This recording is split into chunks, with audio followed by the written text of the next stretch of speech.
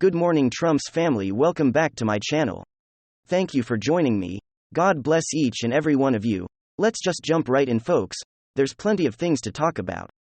And it looks like we have a huge win. Our President Trump has a huge win against his money-grubbing niece, Mary Trump.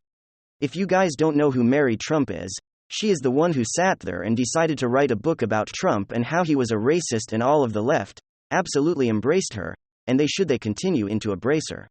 And she actually is the one that caused my original Twitter account, that has been restored now, to be deleted, because me calling her a tard. Which is factual, by the way.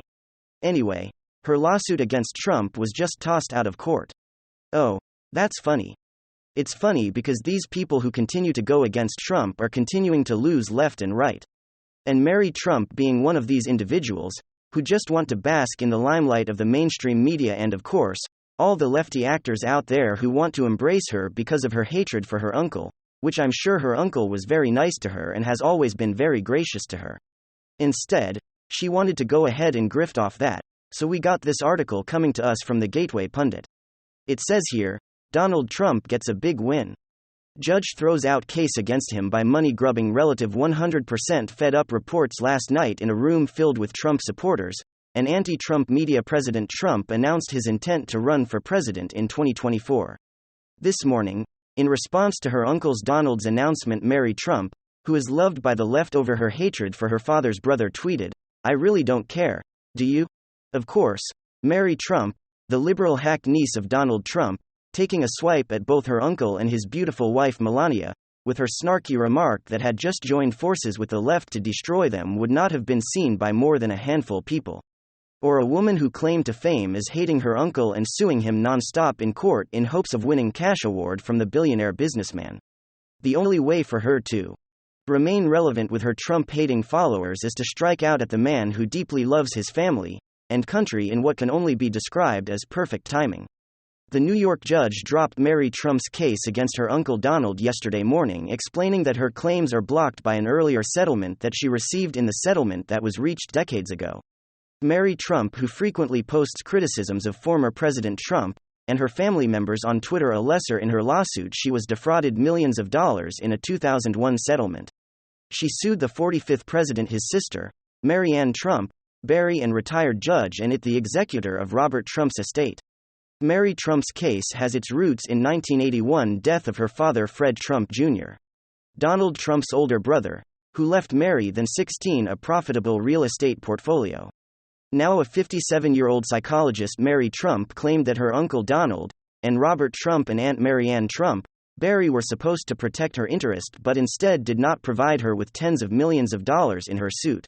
Mary Trump's lawyers claimed that Trump family conspired with each other and those loyal to them to abuse to their dominant position for her own benefit, breached a trust that had been placed in them to defraud Mary out of what her rightfully what's her is. He know what the biggest red flag is here. Right here is the now 57-year-old psychologist. I'm sure she went to some left-wing university and have blue hair. At some point in her Trump derangement syndrome reached 1000% when he announced to run for president back in 2015, and has once again reached that same levels, and now even more so with that case being thrown out by a federal judge saying sorry lady Yang gang get no money justice anyway. Then some significant news, it's already done.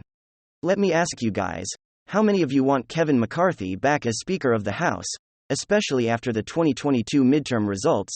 I can pretty much guarantee you that probably 80 upwards of 90% even don't want Kevin McCarthy anymore. You no longer support him as a Republican leader of the House of Representatives, especially not that Republicans now have a majority or are expected to win a majority, still need one more seat. That's the will of the voters. I mean, government is supposed to represent voters' right and their interest and their needs. Well, of course, none of that matters because the discussion is already over. And guess what? Kevin McCarthy has just been re-elected Republican leader of the House near unanimously. You don't matter, peasant. The voters SHM Motors. The GOP establishment calls the shots, makes the decision, and you got to do as they say and follow without having a choice in the matter. That is essentially what the GOP establishment is telling you right now, that you don't matter. Your vote doesn't matter. Your voice doesn't matter. And so the neocon establishment coup continues. Here we go yet again, another slap in the face to the majority of Republican voters. Let's get into it. Folks, we got so much to talk about here. Alright, folks, so let's have the conversation, as I think what most people were thinking. Benny Johnson just released this tweet a couple hours ago. Now it was time to boot failed GOP leaders, not bicker about Donald Trump versus DeSantis. Linking to a Federalist piece set aside 2024, it's time for a change in GOP leadership. The Conservative Brief this morning also releasing this piece.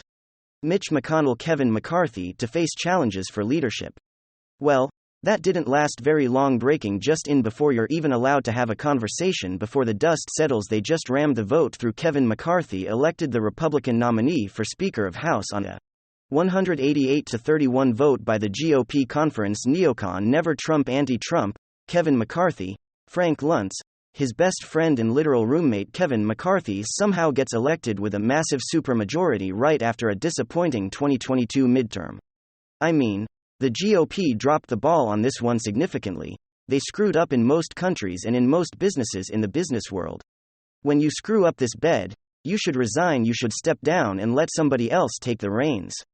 But of course, that's not how it works in American politics now, is it? You screw up and then you give yourself a promotion, or you keep the job that you continue to fail at to election failures. And it's still the same faces, and actually it's not just Kevin McCarthy, because he's taking NRCC Chief Tom Emmer with him. News: NRCC Chief Tom Emmer wins the whip roll, beating out Representatives Ferguson and Banks for the number 3 role. Sources in room tell me Count Tall members got 115 votes, Jim Banks got 106. For those of you guys who are unaware, the chief of the NRCC is largely in charge of Republican campaign. Well, that guy just got a promotion as radical politics puts it, loses the GOP a dozen of seats, gets rewarded with a big promotion, laughing my behind off, I can't even. And so of course now what's next? Again, there's no time to have a discussion that Mitch McConnell is going to try to rush himself through rush to vote. We know the facts, which just continue to get worse for Mitch McConnell.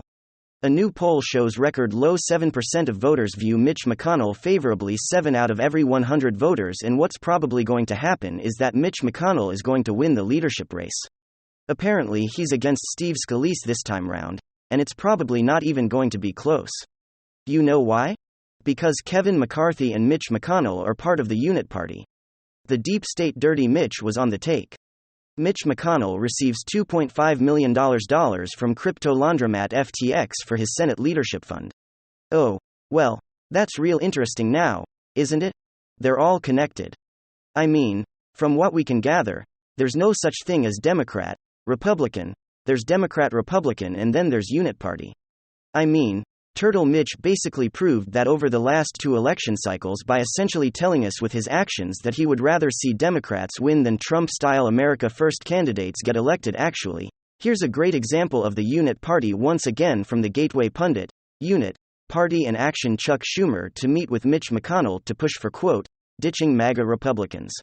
Everyone listen to this. I am going to say to the Republicans in the Senate, who are not the MAGA Republicans, stop letting them lead your party, work with us to get things done. And I intend to sit down with Mitch McConnell and express that. And I think you've been saying, yeah, what are you asking for? Just quickly? What are you going to? You're sitting down with Mitch McConnell this week? No, I'm going to. I intend. I've said this yesterday and the day before to. I intend to sit down with him and say, how can we should be working together. You're not going to get the extremists in your party to work with anybody. But the rest of us can work together and get some real things done for the American people. Okay, folks, you know, those MAGA Republicans, the majority of the Republican Party, while your Senate leader is now working with Democrats to make sure that your voice isn't heard, to slowly phase you out of politics entirely.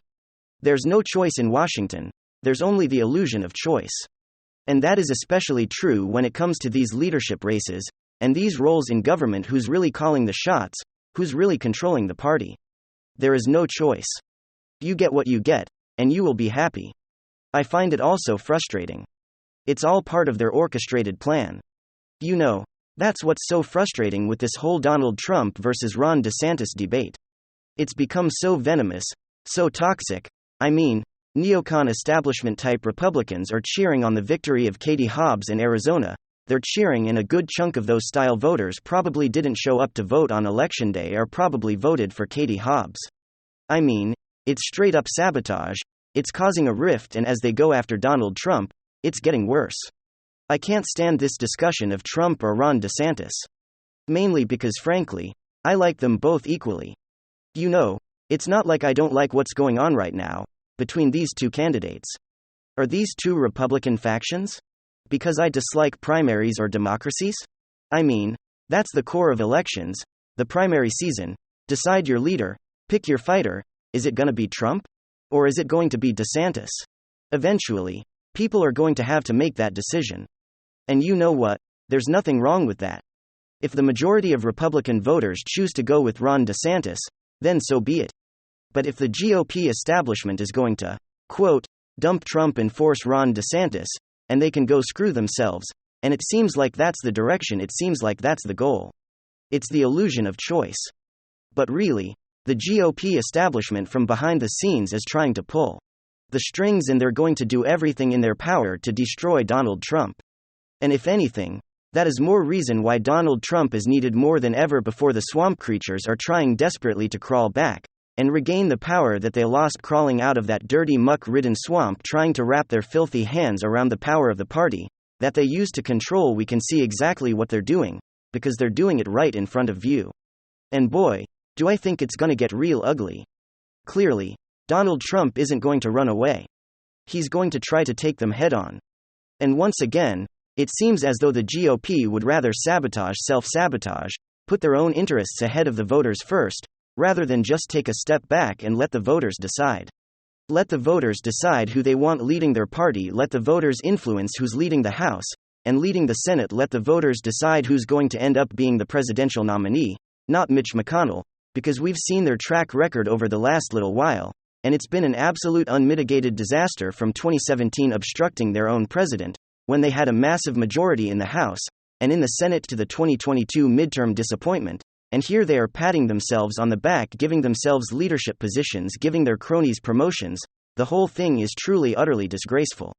Ladies and gentlemen, give me your thoughts below. And hit subscribe right now. And I will see you guys next time.